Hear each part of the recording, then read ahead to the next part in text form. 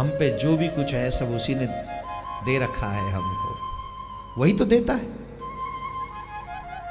एक व्यक्ति ने कहा, God gave me nothing what I wanted. भगवान ने मुझे कुछ नहीं दिया जो मैं उनसे मांगता था। I agree with you, God gave you nothing what you wanted but God gave you everything what you needed. मान सकता हूं कि भगवान ने तुम्हें वो नहीं दिया जो तुम चाहते हो, लेकिन मेरे भगवान ने वो सब दिया है जिसकी तुझे जरूरत है। दिया है कि नहीं? दिया है कि नहीं? तन पे कपड़े जरूर हैं तेरे, ब्रांडेड नहीं हो ये हो सकता है। भोजन जरूर करता है तू 2 समय, हो सकता है तेरी प्लेट में 3 सब्जी ना हो, चटनी के साथ ही करता हो सकता है तेरे पास बहुत बड़ा हाउस ना हो, किराए का ही घर हो, लेकिन किराए की छत तो है। छत नहीं तो छप्पर है, छप्पर नहीं तो तिरपाल है, कुछ तो है। तू ये नहीं कह सकता कुछ नहीं दिया। और भगवान ने जो सबसे प्यारा तुझको दिया है वो है मानव जन्म, जिसके बाद तू कुछ भी प्राप्त कर सकता है। हार्ड वर्क करोगे तो संसार के भोग भी तुम्हें प्राप्त हो सकते हैं, और उससे भी हार्ड वर्क करोगे तो ठाकुर भी तुम्हें प्राप्त हो सकता है, गोविंद प्राप्त।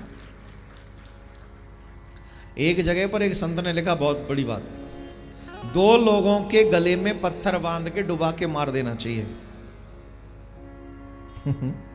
मैं नहीं कह रहा हूं, किसी ने कहा है, उसी के ऊपर ध्यान देना, मेरे ऊपर नहीं प्लीज। 2 लोगों को पत्थर बांध के उनके गले में नदी में डुबा देना चाहिए। कौन लोग हैं वो 2?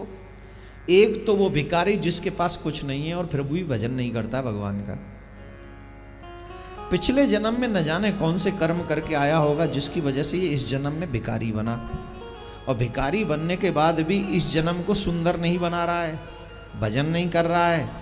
अब भिखारी को दान पुण्य तो कर नहीं सकता, तो कम से कम भजन ही कर बैठा बैठा। ये जन्म जैसा जाए जाए, कम से कम अगला जन्म तो सुधरे। ये हाथ में है कि नहीं उसके में? तो वो भिखारी जो कि जिसके पास कुछ नहीं है और उसके बावजूद भी वो भजन नहीं करता है, तो उसे पत्थर बांध के नदी में डुबा देना चाहिए। अरे बोले महाराज डुबा क्यों रहे?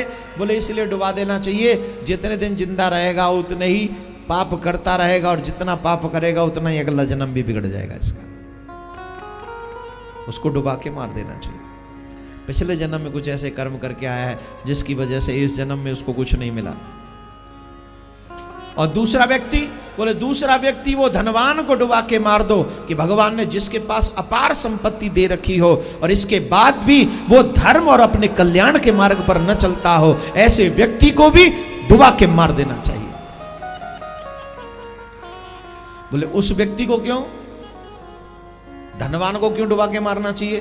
बोले पिछले जन्म में बहुत अच्छे कर्म करके आया जिसकी वजह से इस व्यक्ति को बहुत कुछ मिला, बहुत कुछ मिला, लेकिन इस जन्म में धन संपत्ति पाने के बाद ये व्यक्ति विषयी हो गया।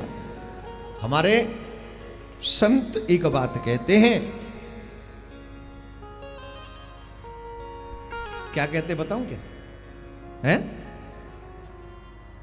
योगेश्वरी सुराजेश्वरी, जो योग की सीमा को पार कर जाए और वो पूरी ना हो पाए, ईश्वर तक ना पहुंच पाए, तो योगेश्वरी सुराजेश्वरी, उन्हें राज्य प्राप्त होता है, उन्हें यश वैभव प्राप्त हो जाता है। योगपुर उस मंजिल तक नहीं पहुंचे मुक्ति तक, लेकिन योग बहुत किया तो उन्हें भगवान राजभोग भोगवाते हैं कि लो जी राजभोग भोगो। योगेश्वरी सो राजेश्वरी और राजेश्वरी सो नरकेश्वरी। अगर भगवान तुम्हें ऐश्वर्य वैभव राज दे दे, इसका मतलब है अब नरक में जाना कंफर्म। अब नरक में क्यों जाना? बोले भोगों को भोगने में लग जाओगे तो कल्याण की चिंता छूट जाएगी, और चिंता कल्याण की छूटी और तुम नरक में गए।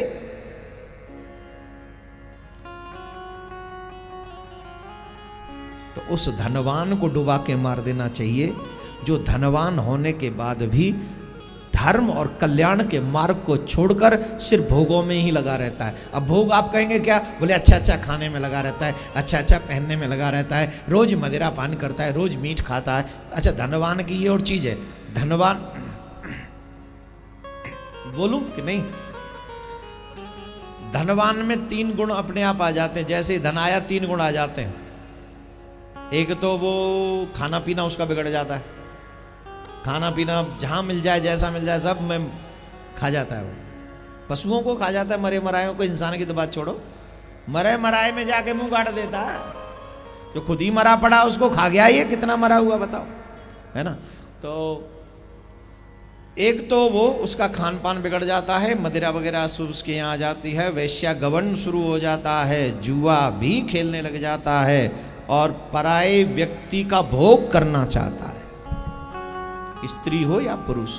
ये धनवान की स्थिति होती है। किसकी? जिसके घर में अच्छी लक्ष्मी ना आए।